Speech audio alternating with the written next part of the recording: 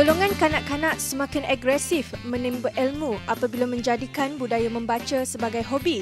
Selaras menyahut saranan kerajaan sempena kempen membaca selain sokongan padu ibu bapa untuk melahirkan generasi intelektual. Tinjauan kru My Metro TV sekitar Kuala Lumpur mendapati golongan kanak-kanak dilihat mendominasi sekitar kedai dan pameran buku bagi meningkatkan ilmu pengetahuan dengan membaca bahan rujukan kegemaran mereka. Selain itu, ibu bapa juga turut komited sehingga ada yang mengambil cuti untuk membawa anak-anak ke kedai dan pameran buku bagi menghidangkan mereka dengan paparan pelbagai maklumat. Malah ada antara kalangan mereka yang sanggup berbelanja besar dengan membeli bahan rujukan dan bacaan demi pendidikan anak-anak apabila kegiatan membaca adalah titik tolak kepada perkembangan ilmu mereka di masa akan datang. Bismillahirrahmanirrahim. Assalamualaikum warahmatullahi wabarakatuh. Bertemu kita sekali lagi dalam program Secawan Teh. Pada hari ini kita menjemput Ustaz Ridwan. Assalamualaikum Ustaz.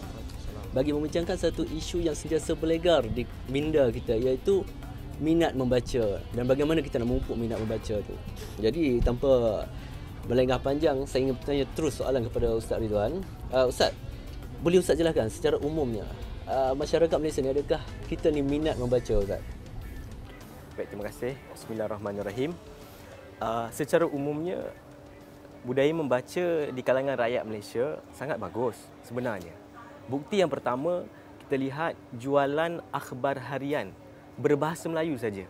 Kalau kita congak-congak, lebih daripada 1 juta naskah setiap hari. Itu belum lagi jualan akhbar bahasa Inggeris. Itu surat khabar saja. Maknanya, mereka membaca. Begitu juga dengan majalah.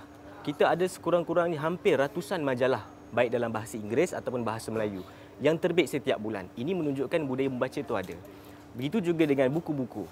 Setiap tahun, jumlah yang terbit setiap tahun itu meningkat. Ada banyak penerbit-penerbit buku bahasa Melayu. Hanya saja isunya sekarang adalah bahan yang bagaimana yang masyarakat Malaysia membaca.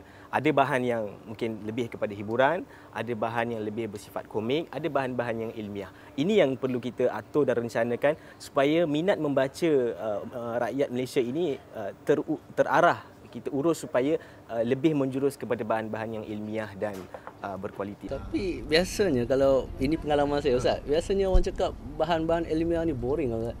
Bahan-bahan kan, kalau baik kita baca komik ke, baca majalah-majalah bentuk hiburan lagi senang. Jadi apa pendapat Ustaz? Betul, separuh benar. Dia separuh benar. Dia macam ni, kita pilih buku sama macam kita pilih baju. Kalau kita beli baju, kita tak puas hati, tak selesa, kita tak akan pakai baju tu. Sama juga kalau kita pilih buku, kita beli buku tanpa kita pilih.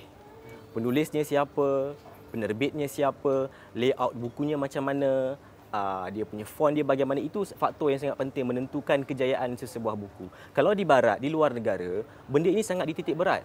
Hatta sampai cover itu sangat kreatif, menarik perhatian untuk kita baca. Bagaimana ilustrasi dalam buku itu. Apa yang berlaku sekarang, sebahagian daripada buku-buku yang berkualiti kandungannya ataupun ilmiah itu, penampilannya itu kurang menarik, layoutnya kurang menarik. Jadi walaupun kandungannya bagus, tapi penyampaiannya tak up to date. Jadi itu menyebabkan buku tu sebenarnya bukan maklumat itu boring, tapi penyampaiannya, cara penyampaiannya. Penyampaian dia boring, Ustaz. Jadi sekarang kita menjurus ke arah agama Islam kan. Islam sendiri pun menuntut umat dia membaca. Contoh dia dalam wahyu pertama yang diterima Rasulullah sallallahu alaihi wasallam kan, Iqra. Jadi boleh Ustaz ulas sikit berkenaan dengan kepentingan membaca yang digariskan dalam Al-Quran. Semua maklum bahawa perintah pertama Allah turunkan kepada kita umat Islam melalui Nabi Muhammad sallallahu alaihi wasallam adalah Iqra, membaca. Tapi ayat ini kita jangan baca satu ayat saja dan ulas begitu saja. Kerana ayat ini bersambung lagi.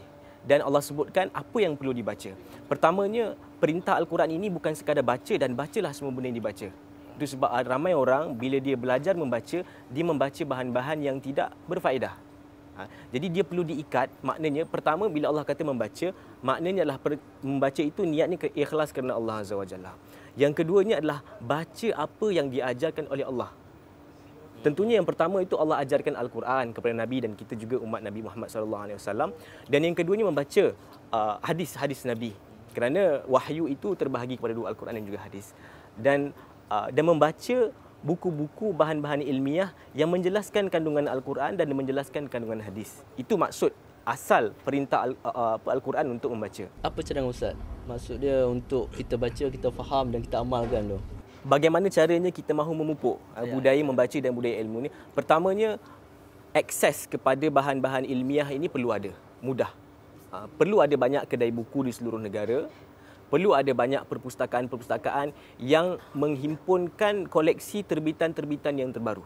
Sebab sekarang sebahagian daripada pustakaan-pustakaan yang ada itu, buku-bukunya dah tak up to date. Kan? Buku-bukunya dah 10 tahun lepas. Tengok kulit saja dah tak bernafsu dah.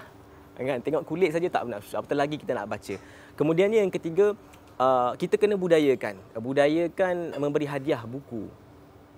Kalau ada majlis-majlis, institusi atau peribadi, kita bagi hadiah buku. Kalau ada majlis-majlis kahwin, tak payah bagi bunga telur lagi lah. Kita beli buku kecil-kecil tu kan. Buku zikir apa kan. Bagi. Ada dapat faedah, banyak faedah dia. Kita bagi hadiah. Dan kita kena banyakkan buku-buku kecil. Orang-orang awam yang tak ada budaya baca buku, jangan kita bagi dia ensiklopedia 10 jilid tu. Jangan. Kita mulakan dengan buku-buku kecil, buku-buku nipis, dan insya-Allah dia kena bermula perlahan-lahan lah. Jadi keutamaan kalau contohnya kita nak baca buku-buku ilmiah tu yang macam Ustaz cakap tadi, macam mana tadi Ustaz? Kita kena ada tengok penerbit dia, penulis dia. Selain tu apa lagi Ustaz yang keutamaan yang perlu kita titik beratkan lah? Okey.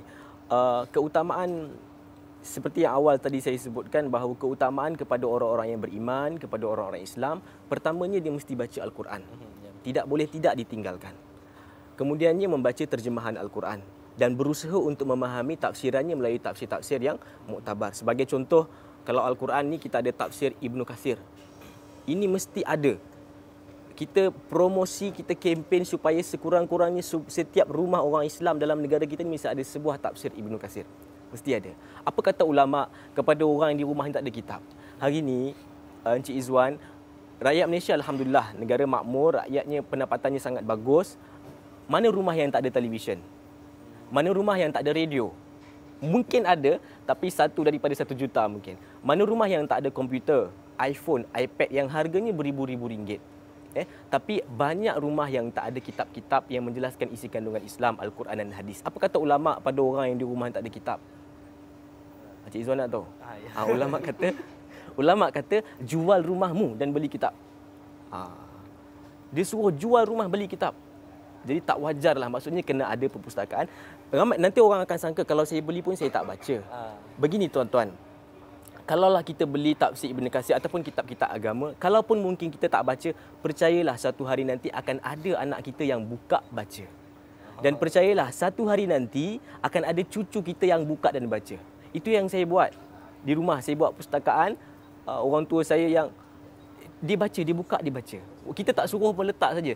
Nanti satu hari dia akan buka, dia akan baca. Maksudnya budaya ini dia harus bermula. Macam mana nak baca buku? Nombor satu, bukunya kena ada. Kalau tak ada buku, tak boleh baca lah. Kena beli dulu lah. Okay, baik. Jadi Ustaz, ini soalan terakhir saya lah Ustaz. Nasihat Ustaz lah. Kan, macam mana kita nak membentuk satu budaya, satu amalan, minat membaca, bermula daripada baca Al-Quran, baca hadis, kemudian baca-baca buku-buku ilmiah yang ada kaitan dengan Islam. Apa nasihat Ustaz? Mudah saja. Bagaimana kita nak jadi orang yang suka membaca adalah kita kena berusaha untuk bawa buku ke mana-mana saja kita berada. Di rumah kita ada buku, dalam kereta kita kena ada buku. Letak 1-2 buku dalam boot kereta yang waktu kita tengah tunggu isteri kita pergi pasar, kita tunggu mak kita pergi klinik, setengah jam tak tahu nak buat apa, nanti kita akan terfikir nak buat apa Oh, ada buku kita ambil. Buku-buku kecil, kalau isteri-isteri, ibu-ibu letak contoh buku-buku kecil begini, letak dalam handbag. Nanti tengah tunggu suaminya tak sampai-sampai lagi balik daripada pasar, apa nak buat ni, boring. Nanti dia akan terdetik, ada bukulah, baca sekejap. Jadi sekurang-kurangnya satu hari, sebagai contoh orang naik train, satu hari setengah jam, 1 jam pergi balik kerja kan. Kalau satu hari kita boleh baca 1 helai halaman pun tak apa, tak ada masalah. Itu satu proses permulaan. InsyaAllah lama-lama kita akan tingkatkan pembacaan. Okay, InsyaAllah. Terima kasih banyak Ustaz.